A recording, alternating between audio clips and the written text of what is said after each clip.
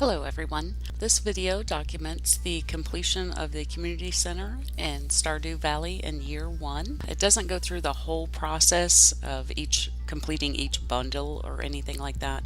It is just the ending cutscene. I did use some mods to do this completion. I'm not really sure if this would be possible to complete without the use of mods in year 1, mainly because of the time and energy issues. A screenshot of all mods loaded on my Stardew Valley, not necessarily used, but all of the ones that I have loaded be displayed at the end of this video.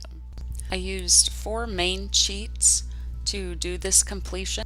3 of those cheats were in a single mod, the CJB cheats, and the other one that I used quite heavily was the Chest Anywhere mod.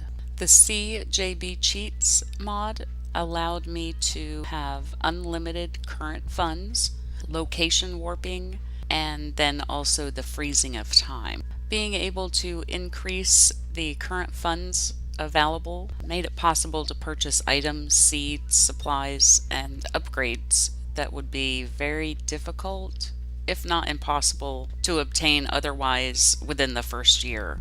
Not because of any type of rarity issue, but because it's not likely that your farm could actually produce enough profit during year 1 to purchase everything. And just a note on that boosting of current funds, that in no way changes or alters the actual total earnings for your farm. That total earnings number is true to what you've sold in the shipping bin, earned from completing quests and rewards, that type of thing.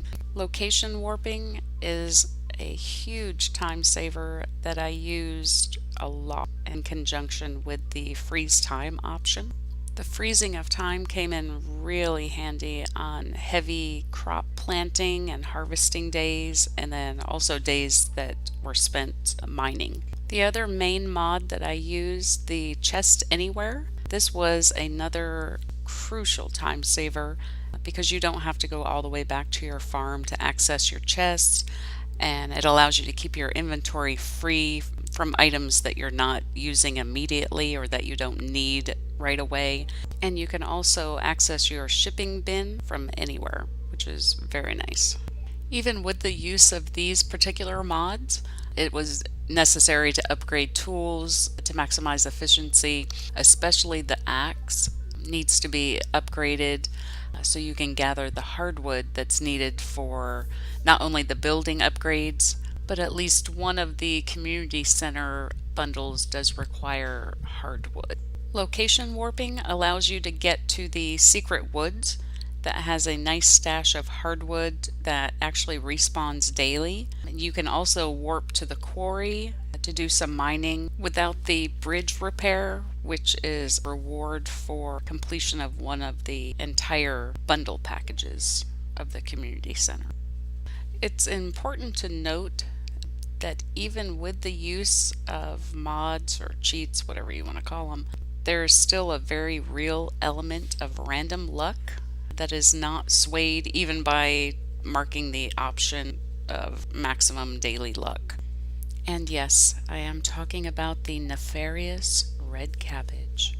Now I know there are mods out there that allow you to have items automatically appear in your inventory.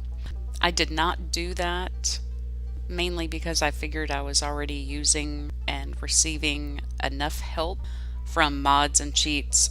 So for the red cabbage seed, I acquired that through sheer Forrest Gump style luck. I do want to mention here that there are a couple of other items needed to complete the community center that can be a little difficult to produce. That's the duck feather and the rabbit's foot. That's why it is super important to get the building upgrades as soon as possible and to fill your coop with ducks and bunnies. Again, this is where the boost to current funds helps out a lot because those farm animals can be a little pricey. Now there is a slight chance that the traveling merchant that hangs out west of Marnie's and east of the secret woods could have those two items available, but Lady Luck sure does need to be with you if you choose to wait and see on those. It's painful enough to keep your fingers crossed for that red cabbage, so go ahead and just buy the producing animals. And also, don't forget to love and feed them. The happier they are, the better they produce. And even with that, it does take several seasons for the duck feather and rabbit's foot to drop. At least it did for me. So there you go. So, if you are going to try to attempt to complete the community center in year one, I would definitely recommend on the day one of each season, go ahead and bump up your current funds. Head over to Pierre's to purchase all the seasonal seeds that are available and fertilizer. And on spring day one, don't forget to grab those fruit tree saplings as well and get those planted that same day. So that way from day one, they'll start producing. Well, at least they'll be on their way to producing. You also might want to warp to Sandy's shop in the desert. She has a few other seed options available. Head back to your farm, freeze time, and get to planting and watering. So to wrap things up, just remember to visit the Traveling Merchant every Friday and Sunday. That is definitely a good resource for finding all manner of items that are needed to complete the community center.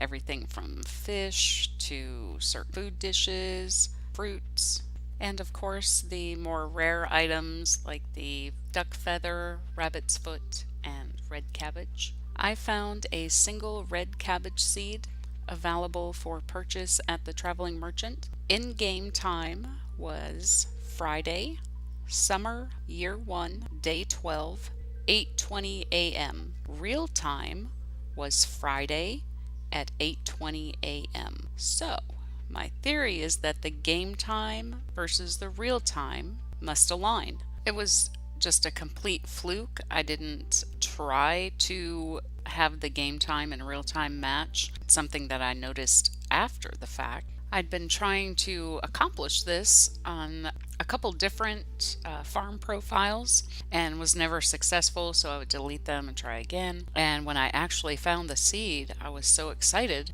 and I froze game time and I went to text my husband the good news, and that's when I noticed the time, the real time, and then I happened to check the game time and they were the same. So I was like, okay, maybe this is actually the key to the quote-unquote randomness. Now, as of yet, I haven't created any new farms to actually test my theory, so I'm not for certain if it actually is a date-time alignment, if that's the actual key to finding the red cabbage seed, or if it was just a fluke, strange coincidence. But if anyone out there does test this theory, please comment below and let me know. Thanks so much for watching and happy farming!